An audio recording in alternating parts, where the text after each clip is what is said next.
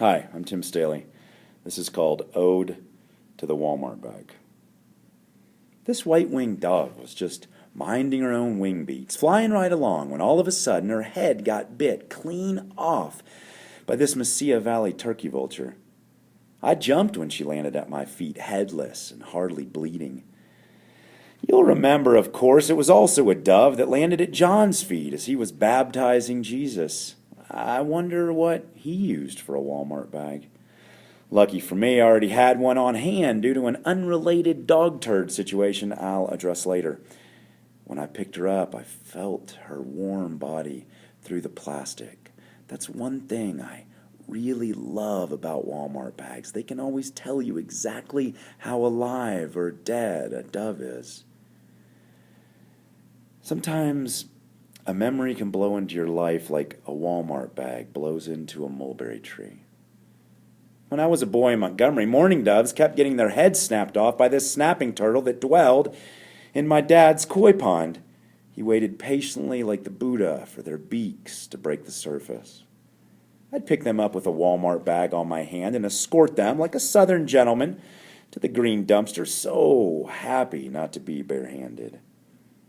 Of course, they weren't always Walmart bags. Sometimes they were Piggly Wiggly bags or A&P bags, just like in John Updike's short story, A&P, but there was no girl in a plaid green two-piece, and there was no married man at the register shaking out paper bags as gently as peeling a peach, because this was the early 1980s, the golden age of the plastic bag. Well, I take that back. We did have one girl in a plaid green two-piece named Mary Aline McLemore who lived across the street from me. I remember her saying once, "Plastic bags always feel like they're going to break, but never do."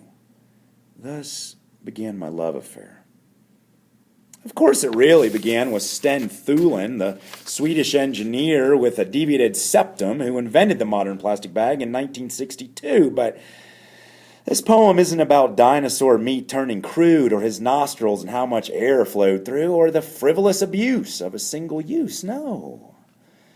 This poem is about how right after lunch I used a Walmart bag on my right hand to remove cute little baby turds off our new sofa. And about how after that I used a Walmart bag to pick up a dozen backyard dog turds laced with long gray hairs. They were so tender and fresh and creamed coffee brown they made me vomit in my mouth. This poem's about the efficiency of protection this bag offered my hand, and the efficacy of resourcefulness this bag afforded me in this janitorial situation. Yes, this poem's about how Walmart bags are somehow beautiful and classic, like Ally McGraw in Dynasty.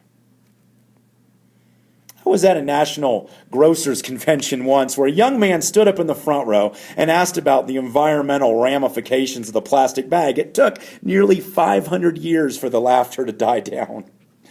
Finally, the chairman said, "Look, sure, plastic bags can be carried great distances by ocean currents, and some say they can even strangle creatures of the sea, but what if it was you, all alone on a dinghy with a pit bull and a baby, and suddenly you needed to rectify a fecal situation, but you refused to use your bare hands? What would you do?"